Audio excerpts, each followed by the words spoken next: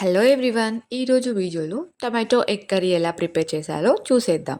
ముందుగా ఇక్కడ మనకు కావాల్సిన థింగ్స్ ఏంటి అంటే టమాటో, ఆనియన్స్ అండ్ పచ్చిమిర్చి. ఇక్కడ కనిపిస్తున్న విధంగా కట్ చేసుకోండి. ఇలా కట్ చేస్తే మాత్రమే టేస్టీగా ఉంటుంది. సో, ముందుగా స్టవ్ ఆన్ చేసి ప్యాన్ పెట్టి ప్యాన్ హీట్ అయ్యాక 3 పావుల ఆయిల్ వేయాలి. ఆయిల్ హీట్ అయ్యాక జీలకర్ర, ఆవాలు, పప్పు దినుసులతో పోపు వేయాలి. ఆ తర్వాత పచ్చిమిర్చి యాడ్ చేసి అవి వేగాక ఆనియన్స్‌ని యాడ్ చేయాలి. ఇక్కడ ఆనియన్స్ పచ్చి వాసన పోయేదాకా ఉంచి, ఆ తర్వాత కొంచెం సాల్ట్ యాడ్ చేశామనుకో ఆనియన్స్ అనేవి మెత్తపడతాయన్నమాట. తర్వాత ఆనియన్స్‌కి లిడ్ పెట్టేసి వదిలేయాలి.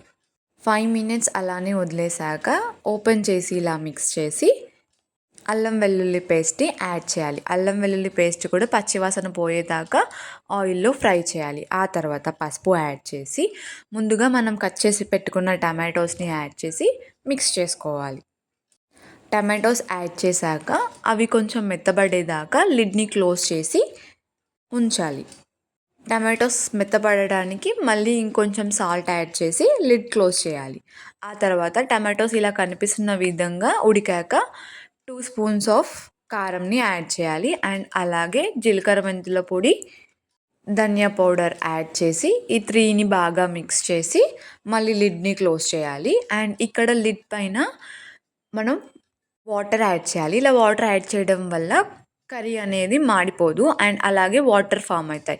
సో, ఆ వాటర్ హీట్ అయినవి అలానే కర్రీలో యాడ్ చేసుకోవాలి. ఆ తర్వాత మనం ఎన్ని ఎగ్స్ వేయాలనుకుంటున్నామో అన్ని ఎగ్స్‌ని యాడ్ చేసి వన్ సైడ్ ఎగ్స్ బాయిల్డ్ అయిన తర్వాత నెక్స్ట్ మళ్ళీ ఇంకో సైడ్ వేసి ఎగ్స్‌ని ఫైనల్‌గా కొత్తిమీర, పుదీనా యాడ్ చేస్తే అయిపోయినట్టే.